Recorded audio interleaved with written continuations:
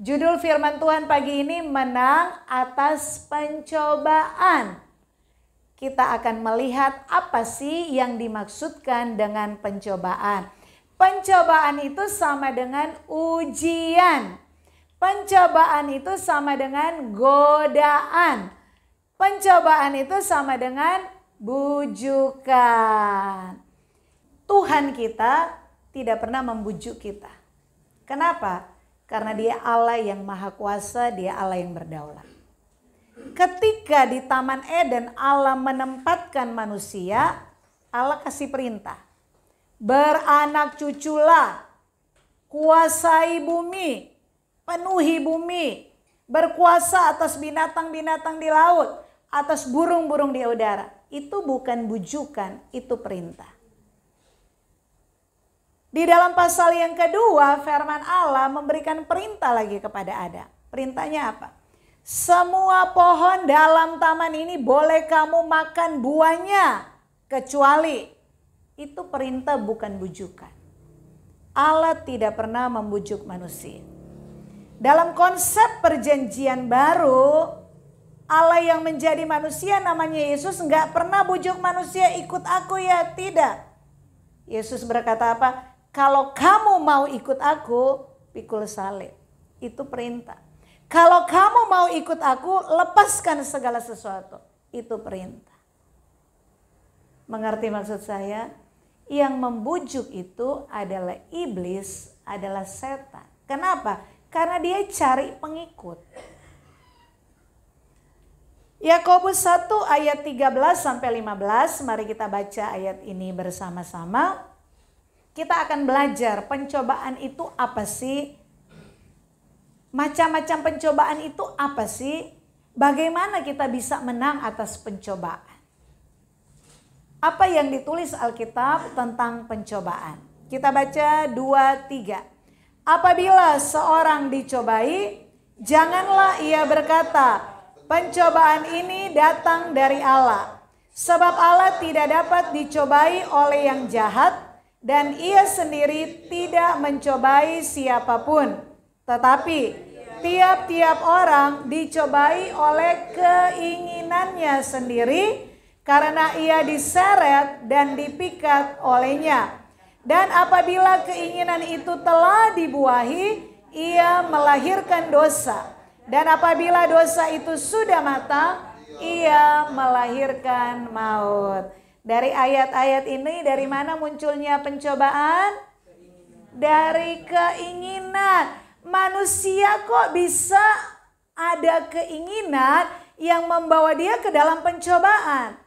Jawabannya, karena manusia sudah terlahir di dalam kodrat dosa.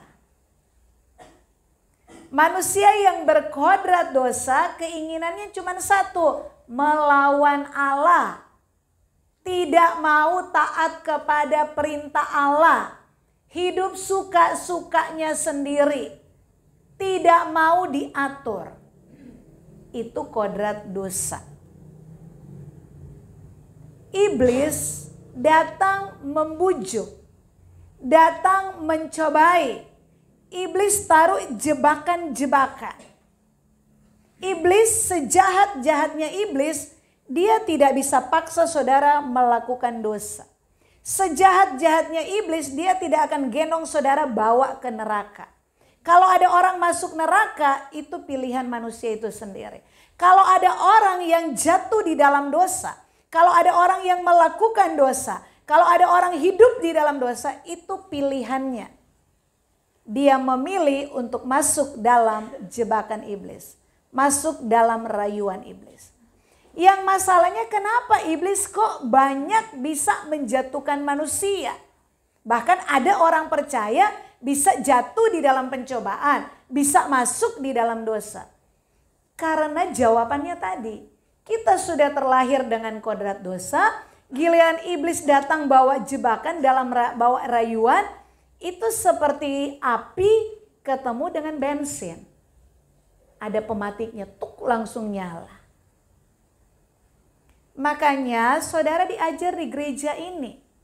Yesus mati di kayu salib bukan hanya menghapus dosa. Tetapi tujuannya supaya Yesus menjadi yang sulung dan kita menjadi anak-anak Allah setelah Yesus.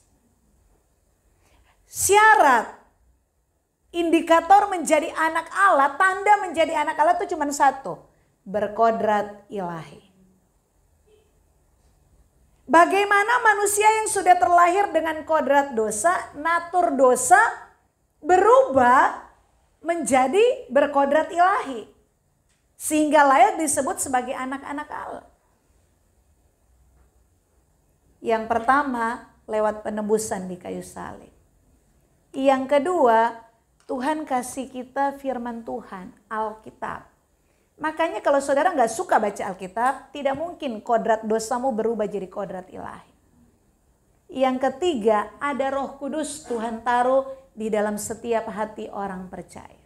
Ketika hidupmu tidak tunduk kepada Roh Kudus, kamu tidak akan pernah berubah menjadi manusia yang berkodrat ilahi. Dan yang keempat, lewat peristiwa-peristiwa. Roma 8 ayat 28, Allah bekerja di dalamnya mendatangkan kebaikan. Karena kodrat dosa tidak berubah ketika saudara dibaptis. Kodrat dosa tidak berubah ketika saudara bisa bahasa roh. Kodrat dosa tidak berubah ketika saudara mengambil bagian dalam perjamuan kudus. Itu perlu proses. Makanya ada kejadian-kejadian yang Allah izinkan. Ketika kita menang atas pencobaan, kodrat dosa dimatikan. Ketika ada pencobaan kita masuk jebakan iblis, rayuan iblis, kodrat dosa kita semakin hidup, semakin kuat, semakin menguasai diri kita. Amin saudara. Tiap-tiap orang dicobai oleh keinginannya. Dan ketika keinginannya dituruti, ketika keinginan itu dibuahi, membawa saudara kepada dosa. Kenapa judul firman Tuhan pagi ini menang atas pencobaan? Artinya menang atas dosa. Supaya saudara tidak tinggal di dalam dosa, supaya saudara tidak jatuh di dalam dosa. Amin. Kenapa? Karena orang yang berdosa, upah dosa adalah maut. Maut itu bukan sekedar mati. Maut itu artinya terpisah dengan Allah. Kalau saudara mati, didapati ternyata selama hidup kamu terpisah dengan Allah, di kekekalan pun hidupmu akan terpisah dengan Allah. Allah di sorga, saudara dibuang ke neraka. Amin. Amin saudara. Kita akan belajar dari kebenaran firman Tuhan. Ada yang ditulis Alkitab, manusia yang kalah terhadap pencobaan. Tetapi ada manusia yang menang terhadap pencobaan. Artinya, kalau hari ini saudara mau menjadi orang yang menang atas pencobaan, itu tergantung pilihanmu sendiri. Bukan Allah yang menentukan, wah ini menang, aku tolong, aku bela dia. Wah ini biarkan aja kalah supaya mati masuk neraka. Biarkan mereka hidup dalam dosa. Tidak. Ya, kita akan belajar. Jadi sekali lagi saudara catat, Allah tidak pernah membujuk manusia. Allah berdaulat, dia hanya memberi perintah. Ketika kamu menuruti perintah Allah, hidupmu aman. Tetapi ketika saudara ada pencobaan, jatuh dalam pencobaan, itu karena saudara masuk jebakan rayuan iblis. Hanya iblis yang datang dengan menggoda dan menguji dan membujuk saudara. Untuk apa? Untuk tidak mengikuti perintah Allah. Yang pertama, kisah manusia jatuh ke dalam dosa itu dicatat dalam Kejadian pasal yang ketiga ayat 1 sampai yang ke-7. Nanti saudara boleh baca di rumah ya. Ada 3 hal yang menjadi jebakan iblis untuk Hawa. Yang pertama keinginan daging, yang kedua keinginan mata, yang ketiga keangkuhan hidup. Saya mau kasih tahu saudara bahwa iblis itu pintar. Dia licik. Hikmatnya tuh sempurna, Alkitab menulis. Jadi saudara jangan pikir mudah mengalahkan iblis. Yang mengalahkan iblis itu Yesus karena ketaatannya. Kalau saudara nggak taat, nggak mungkin saudara mengalahkan iblis. Jadi mengalahkan iblis itu cuma satu, taat kepada perintah Allah, titik. Nggak ada lebih, nggak ada kurang. Jadi kalau hidupmu setiap hari belum hidup dalam kehendak Allah, tahu berbuat benar tetapi tidak melakukan kebenaran, kamu itu bukan mengalahkan iblis. Kamu itu lagi masuk di dalam jebakan iblis. Menjadi alatnya iblis. Nah saudara yang kekasih, iblis itu dengan kepintarannya, dia tidak langsung membuat Hawa makan buah ini enak. Tidak. Ada pendahuluannya dulu. Ada basa-basi. Hawa, aku dengar Tuhan melarang ya kalian untuk makan semua buah dari pohon yang ada di taman ini. Wah, Hawa tuh langsung, wanita tuh kan kalau mengerti sesuatu yang dia tahu benar, terus ada orang berkata, oh langsung dia tampil, langsung membela. Hawa berkata apa? Oh bukan begitu. Kita boleh kok makan semua buah yang ada di pohon-pohon di taman ini. Tetapi yang ini gak boleh karena ada kamu situ. Nah, iblis dengan kelicikannya, wow ini udah masuk, udah ada dialog, udah pintu terbuka. Langsung dilanjutkan. Kamu tahu gak kenapa Allah melarang kamu untuk memakannya? Karena ketika kamu makan, kamu akan menjadi seperti Allah. Lalu Hawa melihat, wow enak juga kayaknya ya. Coba-coba. Dan dia mencoba memetik buah itu. Keinginan daging itu bicara makanan, bicara seks. Iblis datang, pencobaan yang pertama masalah makanan. Kamu gak boleh makan ya semua buah di dalam taman ini. Itu kan bicara makan. Yang kedua, tahu gak kenapa kalau Allah larang? Kalau kamu makan buah ini kamu akan menjadi seperti Allah. Itu kan keangkuhan hidup, pengen menjadi seperti Allah. Kenapa Lucifer dicampakkan menjadi iblis? Karena dia ingin menyamai Allah.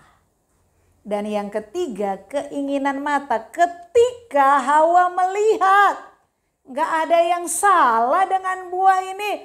Coba Keinginan daging, keinginan mata, keangkuhan hidup.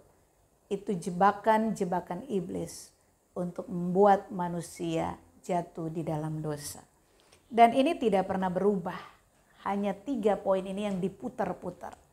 Saudara yang kekasih, ular berhasil membujuk Hawa. Kalau saudara baca di dalam Korintus, ular itu personifikasi. Lambang dari iblis. Hari ini mungkin iblis menjebak saudara tidak datang dalam bentuk ular. Mungkin dia datang dengan wanita yang cantik, hai bapak-bapak, pria-pria. Mungkin dia datang dengan pria yang ganteng bagi ibu-ibu, bagi wanita-wanita. Mungkin dia datang dengan tawaran pekerjaan yang agak mudah tapi dapat duit banyak tetapi tidak halal. Iblis punya banyak cara untuk menampilkan wajahnya. Jadi iblis datang bukan serem, genderuwo yang mengerikan, tidak. Dia akan datang dengan keindahan. Amin. Manusia jatuh ke dalam pencobaan. Yang pertama itu Hawa tidak langsung jatuh, ada pertimbangan dulu. Dia berpikir, kan dia sudah dengar firman Tuhan. Dia sudah dengar kata suaminya, istriku, semua buah kamu makan dah sak puasnya.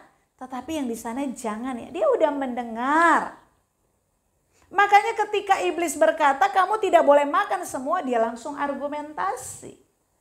Artinya untuk orang jatuh ke dalam dosa itu ada tahapan. Orang tidak langsung tidur sama pelacur. Itu ada tahapan, biasanya suka nonton film yang gak baik, suka yang pornografi, baru muncul keinginan itu. Orang tidak langsung narkoba, dugem-dugem dulu, belajar ngerokok, belajar minum, baru narkoba. Ada tahapan iblis menjebak saudara untuk masuk di dalam dosa. Orang murtad meninggalkan Tuhan gak langsung murtad. Hari ini malas ke gereja, minggu depan oh nanti aja, minggu depan aduh sibuk kerjaan. Sampai titik mau ke gereja sudah tidak ada keinginan. Hati-hati, iblis itu licik. Ya. Dari melihat muncul keinginan. Ketika Hawa melihat buah itu muncul keinginan. Kalau dia nggak lihat nggak ada keinginan. Ibu-ibu tuh kalau nggak punya duit atau nggak ada kepentingan nggak usah buka-buka online. Iseng-iseng aja. Dari melihat akan muncul keinginan. Oh bagus juga ini ya. Wow menarik juga. Nggak mahal. Ini yang murah. Akhirnya di antara 10 nyantol 1. Bapak-bapak juga begitu. Kalau punya hobi, suka motor yang bagus, suka HP yang bagus, nggak usah pergi ke dealer, nggak usah pergi ke toko HP. Kalau memang nggak perlu, kalau hanya sekedar lihat-lihat. Kenapa? Karena keinginan selalu berawal dari melihat. Orang kalau tinggal di pedalaman, di hutan belukar, dia tidak akan punya keinginan punya rumah 2 lantai yang full AC, yang ada kolam renang. Tidak akan muncul keinginan. Kenapa? Karena dia nggak pernah melihat. Kenapa saudara punya keinginan macam-macam? Karena lihatnya macam-macam. Amin. Makanya bertobat ya, kalau nggak penting nggak usah dilihat. Baca Alkitab. Amin. Nah ketika kita melihat muncul keinginan, pada waktu keinginan itu dituruti, dibuahi, itulah kita jatuh di dalam dosa. Dan dosa itu maut. Maut itu terpisah dengan Allah. Kejadian Fatsal yang ketiga. Ketika Adam memakan buah yang dilarang. Ketika dia tidak taat kepada perintah Allah. Ketika Adam dan Hawa masuk dalam rayuan iblis. Mereka mendengar suara langkah Allah masuk ke Taman Eden. Adam bersembunyi. Berfirmanlah Allah, Adam, di mana kamu? Dan singkat cerita di ayat-ayat terakhir, Adam dan Hawa diusir keluar dari Taman Eden. Di Taman Eden mereka bisa ngobrol, bisa komunikasi. Adam tahu Tuhan datang, Adam mendengar suara Tuhan, Adam menjawab dan Tuhan mendengar suara Adam. Tetapi ketika mereka keluar dari Taman Eden, bagaimana cara mereka menghampiri Allah? Berkomunikasi, harus memakai korban. Makanya Habel kasih korban, asapnya naik, asap dari atas turun. Oh, diterima oleh Tuhan. Dari situ tandanya. Ketika Kain kasih persembahan, kok tidak ada kemuliaan Allah yang turun-turun? Marahlah dia, irilah dia kepada adiknya. Dosa memisahkan manusia dengan Allah. Dosa sekecil apapun, apalagi dosa yang gede-gede, nyata saudara tahu dosa nggak mau bertobat, itu memisahkan saudara dengan Allah. Boleh datang ke gereja, boleh baca Alkitab, tetapi ada batas-batas tertentu, khususnya dalam rancangan kekal Allah. Tidak mungkin Allah nyatakan dalam hidup. Amin. Karena yang jadi mitra kerja Allah hanya mereka yang bersedia merubah kodrat dari kodrat dosa berkodrat ilahi. Karena hanya yang berkodrat ilahi yang akan mendapat gelar sebagai anak-anak Allah. Yang akan mewarisi kerajaan Bapaknya, kerajaan sorga. Amin saudara. Oke. Adam dan Hawa jatuh. Saudara jangan bilang, Adam dan Hawa jatuh apalagi aku. Saudara ada yang hidup dalam dosa hari ini? Amin.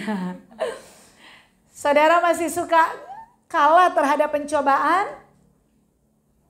Sering, sesekali, kadang, tak terhitung, tak terhingga. Kalau jatuh dalam pencobaan artinya kan jatuh dalam dosa. Nah kita lihat 1 Korintus 10 ayat 13. Apa kata firman Tuhan tentang pencobaan? Kita baca sama-sama. 1, 2, 3. Pencobaan-pencobaan yang kamu alami ialah pencobaan-pencobaan biasa. Yang tidak melebihi kekuatan manusia. Sebab Allah setia dan karena itu Ia tidak akan membiarkan kamu dicobai melampaui kekuatanmu. Pada waktu kamu dicobai, Ia akan memberikan kepadamu jalan keluar sehingga kamu dapat menanggungnya. Firman Tuhan bilang pencobaan-pencobaanmu itu biasa. Jebakan-jebakan iblis, keinginan daging, keinginan mata, keangkuhan hidup, itu biasa. Artinya apa? Tidak melebihi kekuatanmu. Dan yang kedua, catat, Allah sudah menyediakan jalan keluar. Artinya apa? Saudara pasti bisa menang. Saudara pasti bisa melewati pencobaan dengan kemenangan jikalau engkau tetap di jalannya Allah. Amin. Artinya kita bisa menang. Jadi ketika saudara jatuh dalam dosa, jangan sama-samakan dirimu dengan Adam dan Hawa. Ya, kita konsep perjanjian baru. Kita harus menyandingkan diriku, diri saya, diri saudara dengan Tuhan Yesus. Yesus teladan. Adam tuh gak jadi contoh. Adam pertama itu gagal. Tidak taat pada perintah Allah. Adam pertama itu masuk jebakan iblis. Masuk rayuan iblis, jatuh di dalam dosa. Akibatnya mereka diusir keluar dari Taman Eden. Mereka gak bisa lagi menikmati hadirat Allah sebagaimana yang mereka pernah mengalami waktu mereka tinggal di Taman Eden. Dosa itu memisahkan. Bahkan kalau tidak bertobat, dosa membawa kepada maut. Terpisah dengan Allah selama-lamanya, alias masuk neraka. Nah, kita akan melihat contoh Adam terakhir bahwa manusia itu bisa menang. Tolong Theo dipencet. Enggak, dipencet ini aja. Oke.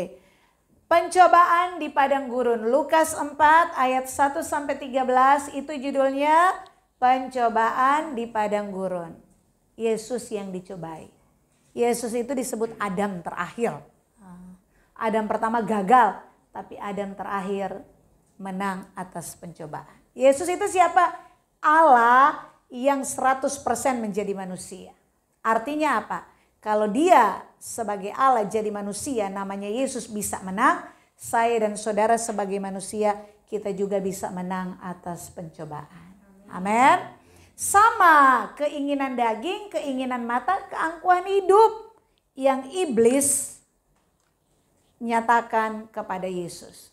Di dalam Lukas 4 ditulis ketika Yesus setelah berpuasa 40 hari 40 malam laparlah Yesus. Lalu ia dibawa oleh iblis pergi ke padang gurun untuk dicobai. Yang pertama, iblis tahu Yesus lapar, iblis berkata, Yesus kalau kamu anak Allah, ubah batu jadi roti. Itu keinginan daging. Nah, akhir zaman Alkitab menulis salah satu tanda manusia akan makan dan minum. Ada banyak orang akan jatuh di dalam dosa karena makanan. Makanan itu bisa membuat tubuh sehat, membuat kita lebih efektif melayani Tuhan. Tetapi makanan yang salah bisa membuat kita sakit, kita tidak bisa melakukan pekerjaan Tuhan dengan baik, tanggung jawab kita dengan baik, ya. Nah, yang kedua, keinginan mata. Iblis membawa Yesus memperlihatkan semua kemuliaan dunia ini dan kerajaannya kalau saudara baca. Dan iblis berkata apa? Yesus, kalau kamu menyembah aku kasih semua ini. Kan ini semua sudah dikasih menjadi hakku, menjadi punyaku. Makanya saudara kalau lihat itu ada orang Kristen kok hidup dalam dosa, uangnya tidak halal, kok banyak uang diberkati Tuhan terus. Jangan dulu bilang begitu. Belum tentu orang kaya itu berkat dari Tuhan. Karena iblis bisa bikin orang jadi kaya. Ya, iblis tantang Yesus ya. Aku berikan semua kemuliaan kerajaan ini. Aku jadikan kamu kaya raya. Hai manusia. Dengan satu syarat menyembah iblis. Saudara mau gak nyembah iblis? Gak mau. Tahu gak arti menyembah? Menyembah itu dalam bahasa asli artinya memberi nilai tinggi. Ketika kamu menganggap uang nilainya lebih tinggi daripada Tuhan, kamu menyembah iblis. Kamu lebih cari uang daripada cari Tuhan, kamu menyembah iblis. Amin. Bertobat. Yang ketiga, keangkuhan hidup. Iblis membawa Yesus di atas bubungan bait Allah dan berkata, Yesus, kalau kamu anak Allah, jatuhkan dirimu karena ada tertulis akan datang malaikat-malaikat dan menatang engkau. Nah, saudara yang kekasih, Yesus bisa menang terhadap godaan, keinginan daging, keinginan mata, keangkuhan hidup. Adam dan Hawa gagal. Mereka bisa menang gak di Taman Eden? Mereka bisa menang gak tidak makan buah yang terlarang? Bisa. Kalau mereka ingat firman Tuhan, dan ternyata mereka memang ingat firman Tuhan, tetapi tidak melakukan perintah Tuhan. Di dalam Matius 26 ayat 41 ini kuncinya. Ini rahasia bagaimana Yesus bisa menang terhadap pencobaan. Ini menjadi kunci, menjadi rahasia buat saya dan saudara. Bagaimana kita menang terhadap pencobaan. Bagaimana supaya hidup kita tidak jatuh di dalam dosa. Bagaimana supaya kita tidak hidup di dalam dosa terus menerus. Baca sama-sama yuk Matius 26 ayat 41. 1, 2, 3. Berjaga-jagalah dan berdoalah supaya kamu jangan jatuh ke dalam pencobaan. Roh memang penurut tetapi daging lemah. Doa Bapa kami di awal khotbah tadi, dan jangan membawa kami ke dalam pencobaan. Ayat ini Yesus yang berkata, kalau kamu tidak mau jatuh dalam pencobaan, bagianmu berjaga-jaga, berdoa. Kenapa harus berjaga-jaga? Kenapa harus berdoa? Karena rohmu kuat, tetapi daging lemah. Masalahnya orang kalau di gereja hidupnya dipimpin roh. Keluar dari gereja hidupnya dipimpin daging. Karena daging lebih kuat. Senin, Selasa, Rabu, Kamis, Jumat, Sabtu daging yang kuat. Giliran Minggu dagingnya tunduk. Itu pun cuma 1 jam di gereja. Amin. Kok gak ada yang amin? Wah, bertobat semua ya. Yesus bisa menang atas pencobaan karena dia berjaga-jaga, karena dia berdoa. Berjaga-jaga tuh artinya apa? Belajar firman Allah. Saudara harus baca Alkitab setiap hari. Harus dengar khotbah-khotbah yang baik, yang benar. Karena ada khotbah juga yang tidak baik, yang tidak benar. Kemudian saudara hidupi kebenaran itu. Bukan cuma tahu tetapi lakukan. Ketika firman Allah bilang ampunilah dosa mereka. Seperti Tuhan sudah mengampuni kita. Ya saudara lepaskan pengampunan kepada orang yang bikin saudara marah. Yang merugikan saudara. Amin saudara. Kenapa kita harus baca Alkitab? Harus belajar firman. Karena firman Tuhan ini hikmat Allah. Tadi 1 Korintus 10 ayat 13. Sudah ada jalan keluar yang Tuhan sudah sediakan. Dari mana kita tahu jalan keluar dari Tuhan?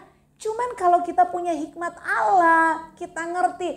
Oh ini ujian. Oh ini jebakan iblis. Ini rayuan setan. Bagaimana saya menang? Harus tahu firman Allah. Untuk apa? Saya harus bertindak bagaimana?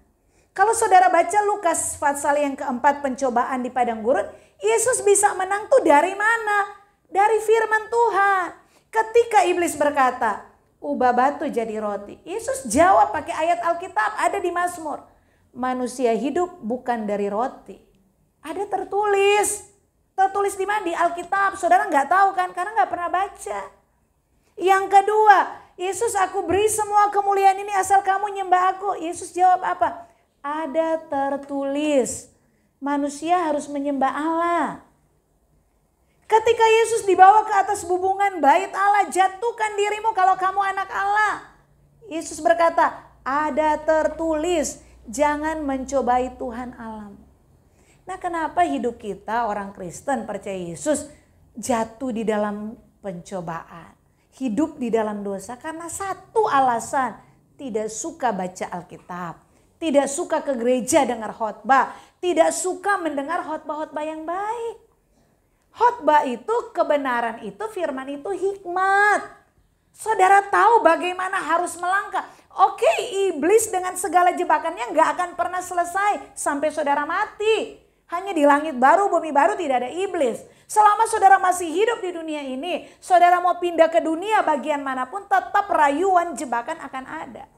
Tetapi ketika kamu mengisi hidupmu dengan firman, kamu akan berubah dari kodrat dosa, keinginan daging, keinginan mata, keangkuhan hidup, itu berubah berkodrat ilahi. Keinginannya cuma satu.